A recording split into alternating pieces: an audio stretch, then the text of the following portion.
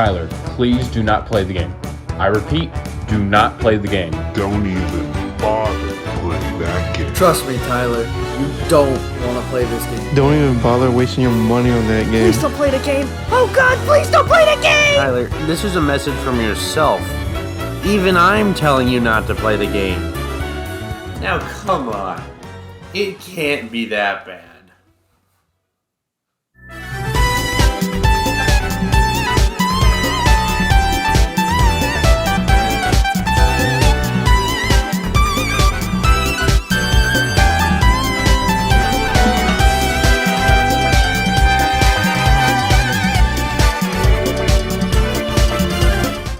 So, Balan Wonderworld.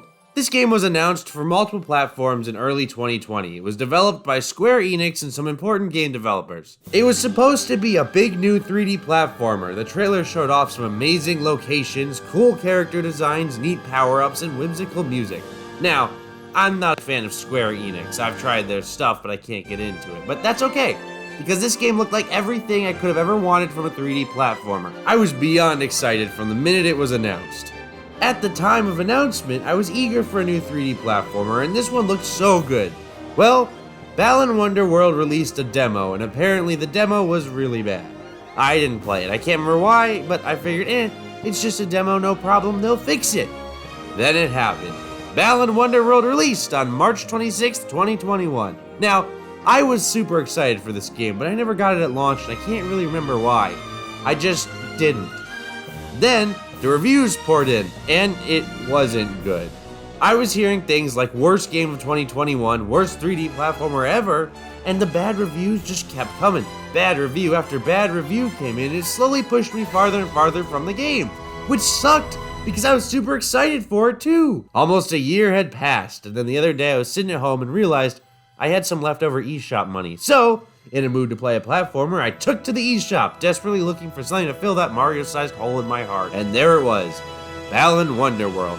I took a first glance, but then passed on it because I had heard it was so terrible. But as I kept scrolling, I realized something. That's only opinions. It can't be that bad. I refused, I denied, and I even bought the game. The other day when I bought the game, I was convinced it couldn't be as bad as everyone said. So I played through it. I hate to state the obvious here, but why on earth is it called Balan Wonderworld and not Balan Wonderland? I mean, just think about it. It makes more sense to be Wonderland, not Wonderworld. I know I'm not the first one to say that, but come on. First off is the story. I'm gonna open right up with, I don't know what the heck is going on. At all. This game starts off with a kid dancing, some other kids dancing in the distance.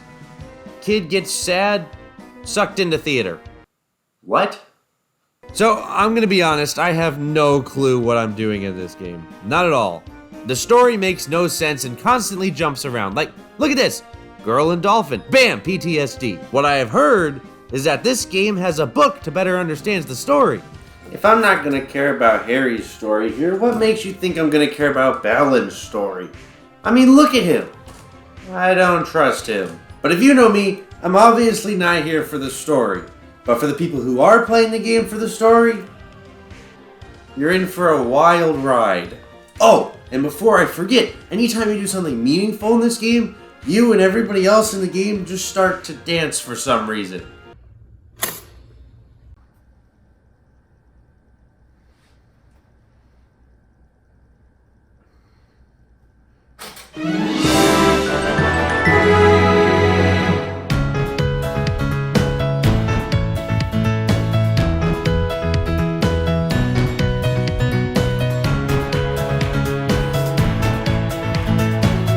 But in all seriousness, here's what I put together. You travel to each person's pity party, defeat their inner demons, and save their day.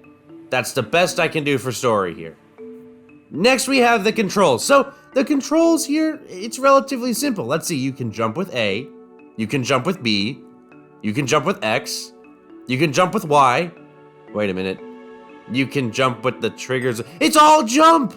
What the heck kind of game design is this? Who thought it was a good idea to make every button, almost every button, on the controller jump? And your jump's not even that good. The physics suck. Now, remember that for later. The only real control options here is move and jump. Remember that. Also, while we're on the subject, let me just say, you go very, very, very slow. But I'm not gonna go a whole lot deeper into the controls yet. I have something to talk about later. Next, we have the level design. The level design isn't much to write home about. Now, it isn't terrible, but it's far from good. Calling this a platformer is really pushing it, because for the first few levels, I didn't need to jump, unless it was for a collectible or something. Also, the collectibles are required to continue, and I hate that.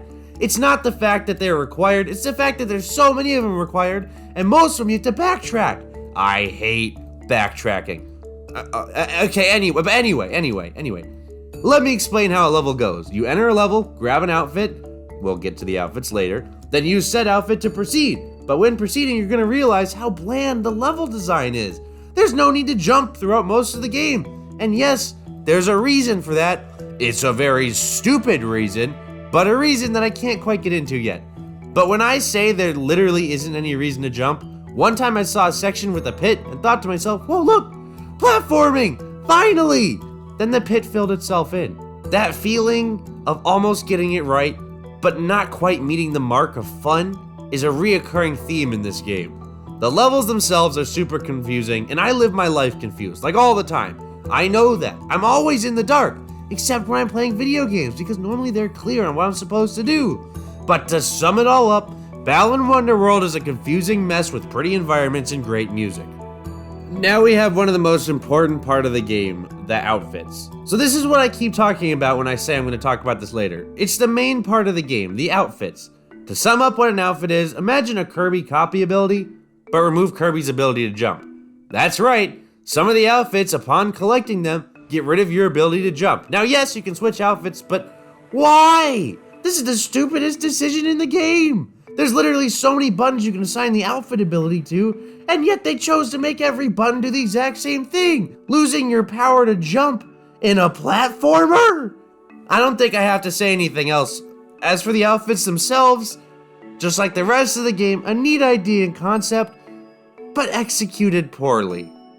I really wanted to find some good stuff to say about this game, and I do have some good stuff. I love the character designs. Balan himself is a really cool character, and the locations are super cool. I enjoy looking at each one of them. Playing through them's a different story.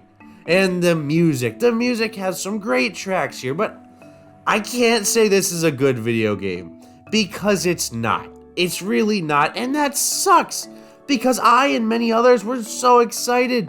This game looked so promising at launch, and as I have said multiple times, this game gets so close to getting many things right on multiple occasions, but seems to barely miss the mark on literally everything important in a video game. And with all that said, I hate to do this, but this is the worst big budget game I've played in a long time. I went thinking that it couldn't be as bad as everyone said it was, and I refused to believe that it was that bad. I didn't want to. I did not want it to be that bad. I wanted this to be good. And I hate that it was worse than everything I'd heard. And I spent $40 on this game.